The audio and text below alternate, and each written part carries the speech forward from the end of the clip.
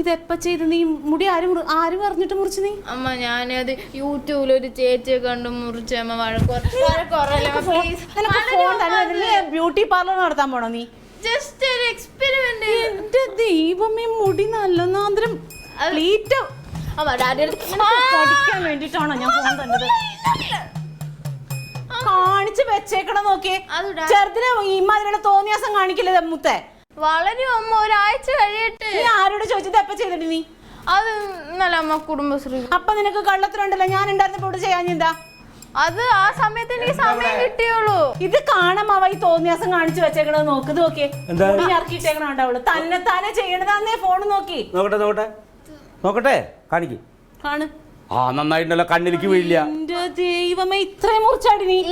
ഇത്രയും മുറിച്ചില്ല. അല്ല, അതെന്താ മുറിച്ചോണ്ട് കുഴപ്പം? ഇത് നീണ്ടു വളർന്ന ഈ കണ്ണില് വീണിട്ട് കണ്ണിങ്ങനെ കോങ്കണ്ടാവും. ഇതിങ്ങനെ മുറിക്കണം. ന്യായീകരിച്ചോ? അവനവൻ ചെയ്യണ തെറ്റ് മറയ്ക്കാൻ വേണ്ടിട്ട് പിള്ളേരെ അങ്ങനെ ന്യായീകരിച്ചോ? ഞാൻ തെറ്റടി ഇത്. പുതിയ ഫോൺ കിട്ടിയോ?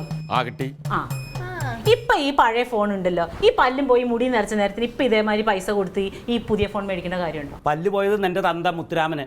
എനിക്ക് അവിടെ പല്ല് പോയിന്. എല്ലാവരും കൂടി എന്നെ വയസ്സനാക്കല്ലേ. പിന്നെ എൻ്റെ കാശുണ്ട്, എനിക്ക് ഇഷ്ടമുള്ളത് ഞാൻ മേടിക്കും, ഇഷ്ടമുള്ള പോലെ ഉപയോഗിക്കും. ഇന്നത്തെ കാലത്ത് ഫോണില്ലാണ്ട് ജീവിക്കാൻ പറ്റുമോടി? ഫോൺ ഒരെണ്ണുണ്ടല്ലോ. ഒന്ന് പോരാ, അത് കേട് വരുമ്പോ വേറൊന്ന് മേടിക്കും. ഇത് കണ്ടാ ഇവളൊക്കെ പഠിക്കണത് ഫോണിൽ നിന്ന് കണ്ണെടുക്കണില്ല. അത് അറിയാതെ വന്നപ്പോ ജസ്റ്റ് ഒന്ന് കയറി നോക്കിയാ. ആ ഫോണാണ് കൊടുത്താ അല്ലെങ്കിൽ ഫോൺ എടുക്കണം. എനിക്ക് നീ പഠിക്കണ്ട, നീ പഠിക്കണ്ട. നമ്മുടെ അച്ഛന്റെ ഫോൺ വേണ്ട. ടീച്ചർ എന്നോട് ചോദിക്കുമ്പോ ഞാൻ പറഞ്ഞോളാം. നീ ഒന്നും പറയണ്ട.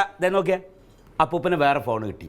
ഇതിലത്തെ മുഴുവൻ ഇതിലെ കയറ്റിയ ഈ ഫോണ് മുത്തിനെ കൊടുക്കും. അതെ, അപ്പൂപ്പന് ചില കാര്യങ്ങൾ എന്താണ് അമ്മ പറയണെന്ന് ഈ കാര്യം വരട്ടെടി, ക്ലീറ്റങ്ങ് വരട്ടെ, ശരിയാക്കി തരാ ഞാൻ.